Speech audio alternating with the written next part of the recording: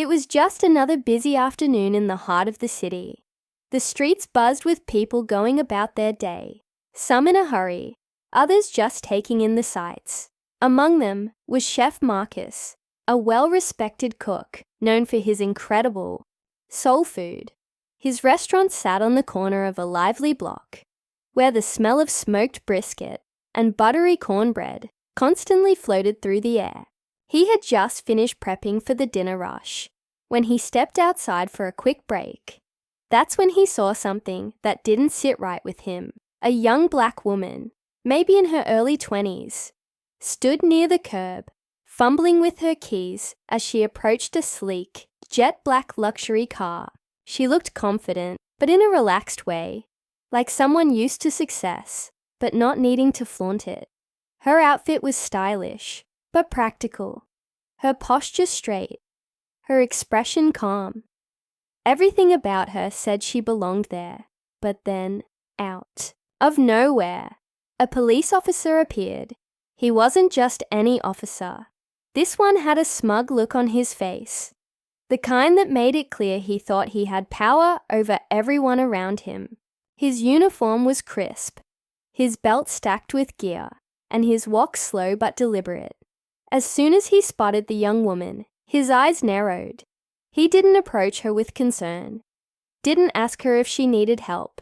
Instead, he went straight into interrogation mode. "Hey, what are you doing?" His voice rang out, sharp and accusing. The woman turned, startled, but didn't seem afraid. "I'm getting into my car," she replied. Holding up her keys, the officer scoffed. "Your car." He looked her up and down, as if already deciding she wasn't telling the truth. "That's funny, because cars like this don't just belong to anyone." Marcus watched from the restaurant doorway, his grip tightening around the towel in his hands. He had seen situations like this before. It wasn't about crime. It was about control. The officer didn't see a young woman with a nice car. He saw someone he didn't think deserved to have it. The woman's face remained calm, but there was a flicker of frustration in her eyes. "Yes, my car. I have the registration and everything if you need to see it." But the officer wasn't interested in documents. Instead, he stepped closer, hand hovering near his belt. "Let's not make this difficult. All right, just step away from the vehicle." Marcus took a deep breath. He wanted to step in, but he knew how these things could escalate. Then, before anyone could react, the officer did something shocking. He reached forward and snatched the keys right from her hand. "You can explain it down at the station," he said with a smirk, twirling the keys in his fingers before walking toward the car. The woman's eyes widened. "Excuse me, you can't just take my keys." But the officer had already unlocked the car. Without hesitation, he slid into the driver's seat, adjusted the mirrors, and revved the engine. The sound was smooth, powerful, pure luxury. He let out a low whistle. "Nice ride," he muttered to himself. Marcus felt his heart pounding in his chest. This wasn't just unfair. It was straight-up theft. The officer wasn't even trying to pretend this was procedure. He was enjoying this, playing a power game he thought he'd already won. But he didn't know what was coming next. Because just 3 minutes later, the smug cop would be on his knees, begging for mercy. As the officer settled into the driver's seat, his fingers wrapped around the wheel like he already owned the car, he let out a low chuckle, his confidence growing with every second. The young woman, still standing on the sidewalk, crossed her arms and shook her head in disbelief. "You really think you can just take my car like that?" she asked, her voice steady but edged with irritation. The officer barely spared her a glance. "Like I said, we can clear everything up at the station. Until then, I'll be holding on to this." He revved the engine again, clearly enjoying the way the car responded. Marcus stepped forward now, unable to just stand by. "Officer," he called out, his deep voice cutting through the moment. That doesn't seem right. The officer turned his head slightly, looking Marcus up and down, as if noticing him for the first time. His smirk remained, but now there was an edge of annoyance. And who are you? Just someone who doesn't like seeing things go sideways. Marcus replied, keeping his voice calm. If she has the papers, why not check them, instead of jumping to conclusions? The woman gave Marcus a small nod of appreciation, but the officer only scoffed. Stay out of this, he said, waving a dismissive hand. I don't need a backseat lawyer. Marcus clenched his jaw, but before he could say anything else, something strange happened. The officer's smirk faded for just a second. His hands, which had been so confident on the wheel, twitched. He blinked, glancing down at the dashboard. His fingers brushed against the ignition button, then hesitated. A shadow of confusion crossed his face. What the? He muttered under his breath. The woman arched an eyebrow. Problem? The officer shot her a glare. But the nervousness in his eyes was unmistakable now. His jaw tightened as he pressed the gas pedal ever so slightly. The car responded, but something was off. A flashing red light on the dashboard blinked twice, before the entire screen went dark for a moment. Then, a robotic voice rang through the car's speakers. Unauthorized driver detected. Security mode activated. Marcus saw it the same moment the officer did. The doors locked automatically with a loud click. The officer's smirk was officially gone. Hey, what's happening? He reached for the door handle, but it wouldn't budge. He yanked it harder. Nothing. The woman, still standing with her arms crossed, gave him a knowing smile. Oh, did I forget to mention? She said, tilting her head slightly. This car has an advanced anti-theft system, and right now, it thinks you're a thief.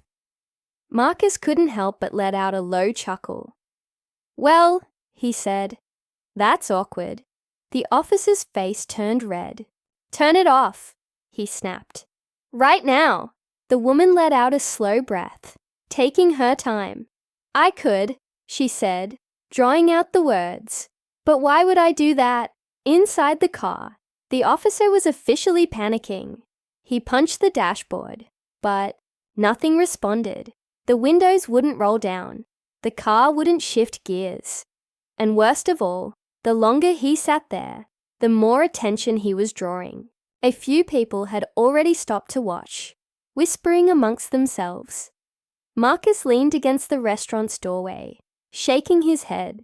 Now, that's what I call justice, he muttered. The woman took out her phone, lifting it just enough for the officer to see. See, all I have to do is make one call and this car will notify the company directly. They'll track the location, and well, I'm sure they'd love to hear how a police officer ended up behind the wheel. The officer's expression shifted from anger to something closer to desperation. Look, let's talk, he said quickly. This was a misunderstanding. Was it? She asked, raising an eyebrow. Because from where I'm standing, it looked like you were pretty sure you had the right to take my car. Marcus could see the way the officer's mind was racing, trying to find a way out of this. But there wasn't one. He had walked into his own mess, and now, with the crowd growing, it was only getting worse. And then, the real fun began. The siren of another police car cut through the air.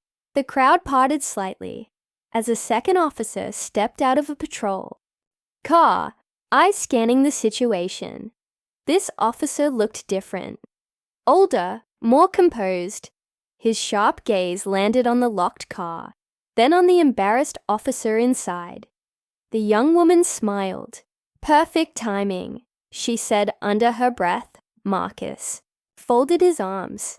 Now things were really about to get interesting.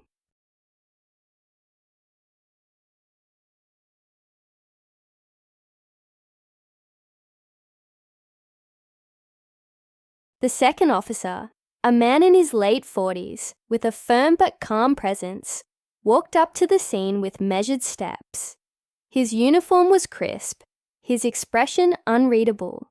As he neared the car, he took a moment to glance at the locked doors, the flashing security light, and the growing crowd. He sighed, as if he already knew this wasn't going to be good.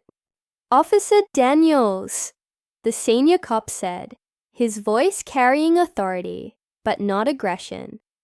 "Mind telling me what exactly is going on here?" Inside the car, Officer Daniels, who had looked so smug just minutes ago, was now sweating. His hands gripped the steering wheel, his jaw tight. He knew he had messed up, but admitting it in front of his superior, that was a whole different level of humiliation. "Sir, I was just investigating." Daniels started, his voice forced and shaky. "This woman was acting suspiciously near the vehicle, and The young woman let out a soft, incredulous laugh. "Suspicious? For unlocking my own car?" The senior officer turned his attention to her, his sharp eyes studying her face, then shifting to Marcus, who was watching everything unfold with quiet amusement. "Ma'am, is this your vehicle?" "Yes," she said simply. "I have the registration, insurance, and everything else to prove it." Not that he bothered to check before stealing my keys and helping himself to my car. A few murmurs rippled through the crowd. The senior officer closed his eyes briefly, as if processing the headache unfolding in front of him. Then, without another word, he walked up to the driver's side window and knocked. Daniel swallowed hard, before reluctantly lowering the window just an inch. "Sir, Get out!" It wasn't a suggestion. Daniels hesitated, but he knew better than to argue. His fingers fumbled with the door handle, but of course, it was still locked. The woman smirked and held up her phone. "I can unlock it, but only if you give me back my keys." Daniel's face burned with embarrassment. Slowly, he extended his hand through the crack in the window. Holding the keys out, the woman took them without hesitation, then tapped her phone. Click, the doors unlocked. Daniels stepped out stiffly, adjusting his belt as if that would somehow restore his lost dignity. He glanced around, avoiding the stares of the crowd. The senior officer crossed his arms. "Daniels, do you realize how bad this looks?" "Sir, I was just stealing someone's car." Daniels opened his mouth, but no words came out. He had no defense. The young woman exhaled slowly, as if deciding what to do next. She looked at Daniels, then at the senior officer. "What happens now?" The senior officer turned to her. "That depends. You have every right to file a report against him. You'd be well within your rights to take this further." Daniels tensed. He knew what that meant.